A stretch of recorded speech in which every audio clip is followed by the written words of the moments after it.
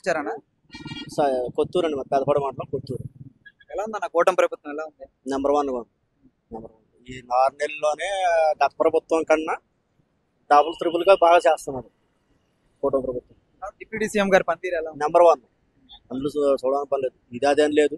ప్రతి దాంట్లో కూడా వెళ్ళి నాది అని సొంతంగా చూసుకోవడం అనేది మొన్నసరిగా చూశారు కదా అక్రమ బియ్యం రవాణా. నెంబర్ 1. దానికన్నా నెంబర్ 1. ఈ బోర్డు కూడా సీజ్ చేశారు. అదే నేను చెప్తున్నాను కదా, ఈ రెవెన్యూ శాఖ అని అదని ఇదని ఏది లేకుండా ప్రతి దాంట్లోకి వెళ్ళి మందే అన్న ప్రభుత్వం కూటమి ప్రభుత్వం అంతా నాది అన్నట్టుగా చేసుకుంటూ ప్రతిదీ కూడా చూసుకుంటూ బాగా చేస్తున్నారు. దీంట్లో సరికి ఇంటర్నేషనల్ వాళ్ళందరూ ఉన్నారంటారు కదా, దీంట్లో ఏమన్నా ప్రాబ్లం కళ్యాణ్ గారికి ఏమన్నా జరిగే అవకాశాలు హాని జరిగేదే ఉండవు. ఇప్పుడు మంచి చేసి కూడా అనేది అలాగే ఉంటది. అది మంచి అనేది కూడా సైడ్ పక్కనే ఉంటది మామూలే. ఎలా ఉందన్న ఒక మాటలో చెప్పండి కూటమి ప్రభుత్వం? నెంబర్ 1. ఇది ఇప్పుడు మామూలుగా నెక్స్ట్ ఏదో జగన్ పగటకల్లా అంటాడు కానీ ఏం జరగవు. మళ్ళీ నెక్స్ట్ కూడా వచ్చే ప్రభుత్వం కూడా ఇదే. మళ్ళీ ఉన్నంతకాలం పవన్ కళ్యాణ్ ఉన్నంతకాలం వచ్చే ప్రభుత్వం ఇదే.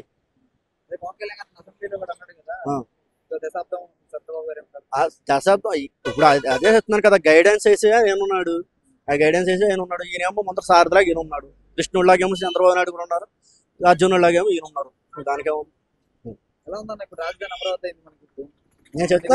నేను చెప్తున్నాను కదా, ఈ ప్రభుత్వం వచ్చిన తర్వాత మేము అక్వా కల్చర్లో మేము అక్వా కల్చర్ కానీ మొత్తం రైతు కానీ అన్నిటి విధాలుగా బాగుంది.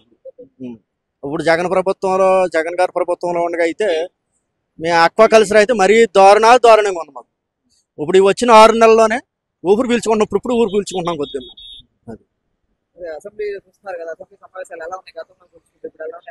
అప్పుడు చూడటానికి నిజంగా పిల్లల్ని పక్కన పెట్టుకుని చూడటానికి భయం వేసేది.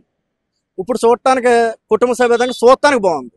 అది అప్పుడు చూడటానికి ఏంటంటే మాట్లాడుతున్న బూతులు ఆ విధంగా ఉండేది. ఈ రోజున మాట్లాడతానికి ఏంటంటే ఏం జరుగుతుంది, ఏం జరగబోతుంది, తర్వాత రైతులకు ఎలా ఏం చేయాలి, పేదలకు ఏం చేయాలి, అది విధంగా చూస్తూ బాగుంటుంది.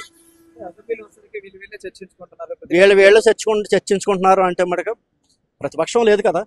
ప్రతిపక్షం ఉంటే మనం ఆ విధంగా మాట్లాడుకోవచ్చు. మళ్ళీ వెనకపోవడం, మళ్ళీ అసెంబ్లీకి వస్తే ఒక విధంగా అనుకోవాలంటే అది చెప్పేది కాదు. ఇప్పుడు ఆల్రెడీ కృష్ణరాజు గారు ఆల్రెడీ డిప్యూటీ స్పీకర్, ఇప్పుడు అచ్చెన్నాయుడు గారు కానీ వీళ్ళందరూ కానీ ఒక ఆట ఆడుకోవడం అందులో డౌట్ లేదు. అది